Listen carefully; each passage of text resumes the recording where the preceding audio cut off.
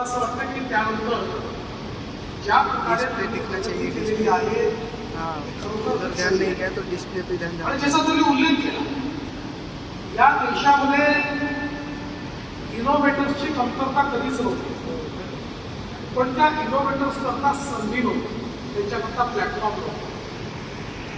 मोदीजींनी ज्यावेळी ही घोषणा केली की make in India and make for world, आज आपण पाहतो जगाच्या पाठीवर अमेरिकन अर्थव्यवस्थेची प्रायमसी ही दोनच गोष्टींमुळे, एक त्यांचं डिफेन्स मॅन्युफॅक्चरिंग आणि दुसरी टेक्नॉलॉजी। जगातले जे श्रीमंत देश आपल्याला पाहायला मिळतात त्या सगळ्या देशांच्या श्रीमंतीच्या पाठीशी त्यांचं डिफेन्स मॅन्युफॅक्चरिंग आहे। आणि म्हणून डिफेन्स मॅन्युफॅक्चरिंग मध्ये दुर्दैवाने आपला देश हा मागे राहिला। आपण अनेक ऑर्डन्स फॅक्टरी सुरू केल्या, त्यांनी चांगलं काम केलं, पण जे ॲडव्हान्समेंट व्हायला पाहिजे होतं, टेक्नॉलॉजिकल वारफेअर याच्याकडे जे जायचं होतं ते मात्र आपण त्या काळामध्ये करू शकलो नाही।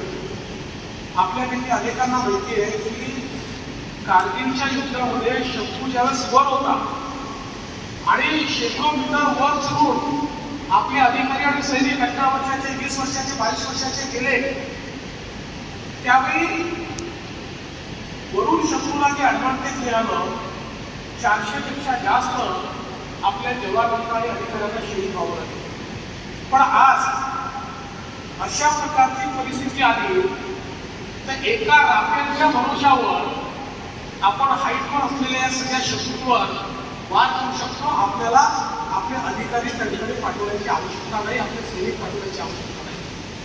आता जे वॉरफेअर आहे हे सगळं टेक्नॉलॉजीचं आहे आणि या टेक्नॉलॉजीच्या वॉरफेअरमध्ये भारताला प्रायव्हसी मिळावी याकरता मोदीजींनी पहिल्यांदा अट टाकली की आम्ही गोष्टी इम्पोर्ट करू, पण त्या गोष्टींमधले काही कंपोनंट तुम्हाला भारतातच तयार करावे लागतील।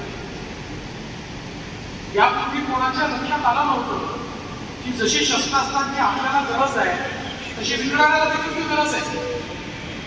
त्याच्यामुळे भारतासारखं मार्केट हे कोणाला सोडता येत नाही आणि म्हणून ही अट टाकल्यानंतर या ऑब्लिगेशनच्या खाली पहिल्यांदा भारतामध्ये काही कंपोनंट बनवणं सुरू झालं आणि मला असं वाटतं की ती डिफेन्स इकोसिस्टीमची मोठी नांदी होती। त्यानंतर कंपोनंट करता करता